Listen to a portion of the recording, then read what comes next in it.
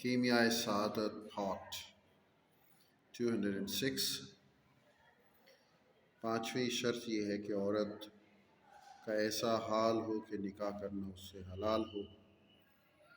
20 صفتوں کے قریب ہیں جن کے سبب سے نکاح حرام ہوتا ہے، اس واسطے کہ جو عورت دوسرے کے نکاح یا عدت میں ہو، یا مرتدہ یا بت پرست ہو، یا زندیق ہو، یعنی قیامت اور خدا اور رسول کا ایمان نہ رکھتی ہو، یا اباحتہ ہو، یعنی اجنبی مردوں کے ساتھ مل بیٹھنا اور نماز نہ پڑھنا اس کے نزدیک درست ہو، یا کہ مجھے یہ سزاوار ہے اور آخرت میں اس امر پر عذاب ہوگا، یا نصرانیہ ہو یا یہودیہ ہو،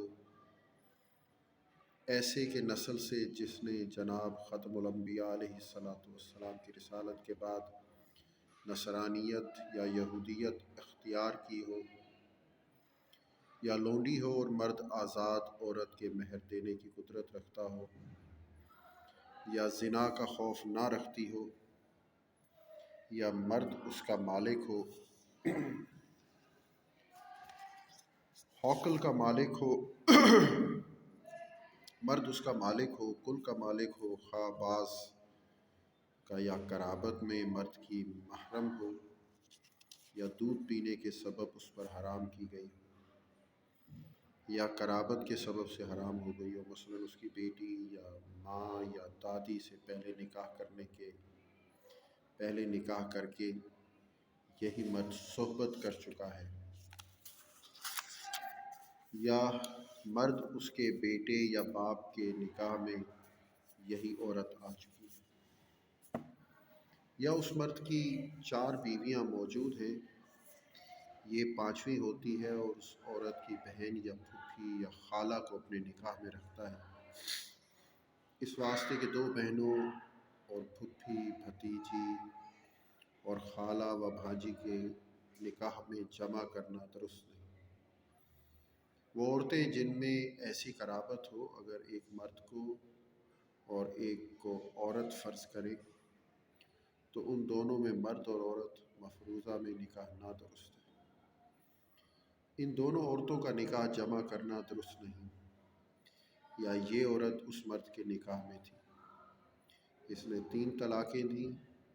یا 3 بار خرید و فروخت کیا،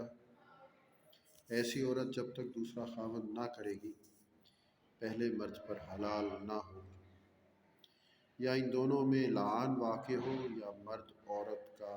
محرم ہو، یا حج و عمرہ کا احرام باندھے، یا وہ عورت کم سن یتیمہ ہو کہ کم عمر یتیمہ جب تک بالغ نہ ہو لے تب تک اس کا نکاح نہ کیا جائے۔ ایسی عورتوں کا نکاح حلال اور درست ہونے کی شرطیں بھی ہیں، جن صفتوں کا عورت میں دیکھ لینا سنت ہے، وہ 8۔ پہلی صفت پارسائی ہے، یعنی اصل ہے،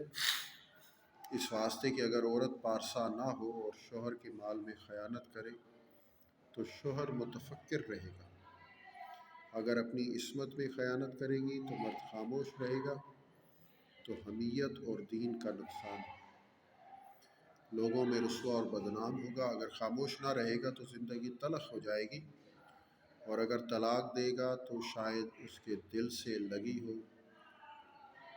لگی حوزن خوبصورت، اگر ناپارسا ہے تو بد بلا ہے،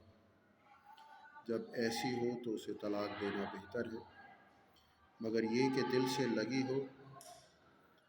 ایک شخص نے جناب رسول مقبول صلی اللہ علیہ وسلم کے حضور میں اپنی بیوی کی ناپارسائی کا شکوہ کیا،